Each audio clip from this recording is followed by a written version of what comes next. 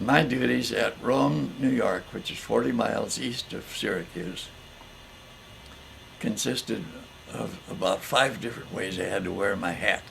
I was the acting ordnance officer of the base. I was an acting assistant quartermaster. I was in command of both of the attachments of those 2 branches. I was soon appointed the personnel officer, military personnel officer of the base. And I had some other minor duties, committee members for this and that and the other thing.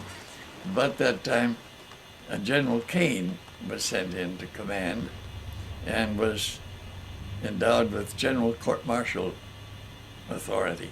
That meant he could appoint as the appointing officer and the highest level of courts, the ones that can sentence a man to be hung or shot.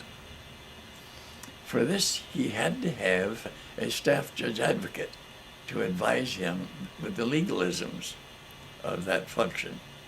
He didn't have one. He knew I'd been teaching ROTC, including military law, so General Kane asked me if I would carry on as his acting staff judge advocate until he could get a fully qualified attorney to be ordered to be a member of his staff and take that over.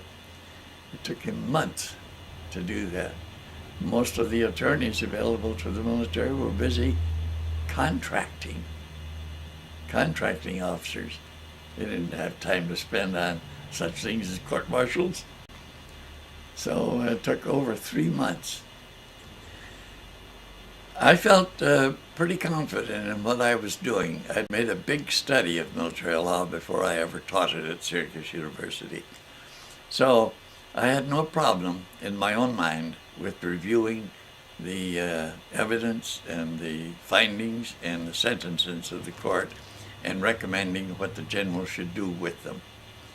And every time a staff judge advocate in a command like we were in writes up one of his reviews and recommendations to the appointing authority, a copy of that complete review has to be sent to the Judge Advocate General in Washington, D.C. They issue a monthly bulletin, which is distributed to all branches of the services, the legal offices in everyone worldwide.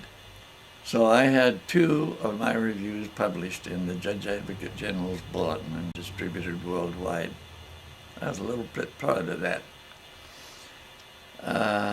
Finally, after about 3.5 months, General Kane had a lieutenant colonel of the Judge Advocate General's department assigned to his staff, and to be his staff judge advocate. And I would go back to other duties. So when he came in, there were various things in process during the military justice system. I won't go into the details, but it's a bit complex. And anybody coming in to take over that job from me should know what's going on and where it stands at the moment.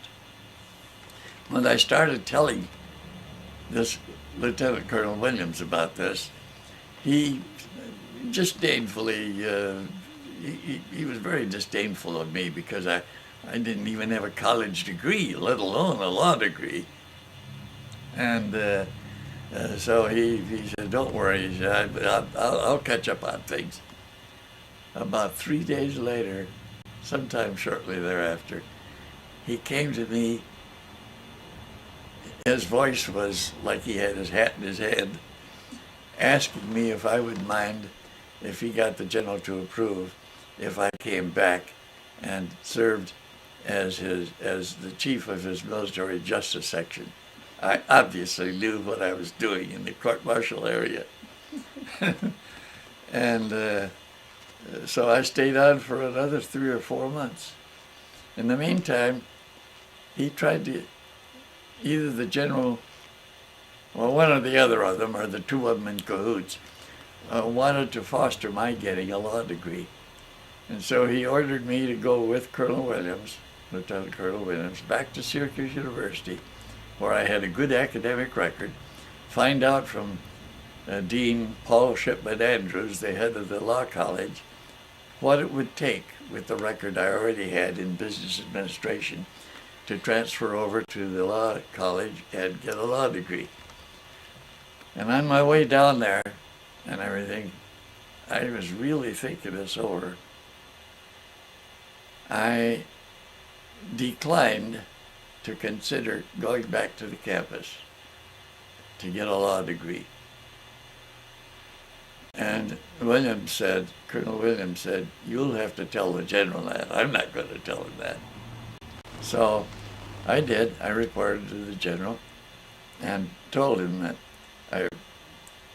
I understood why it was that he thought it would be a good idea. The Army needs attorneys. But I said, I've been a professional soldier for over a decade.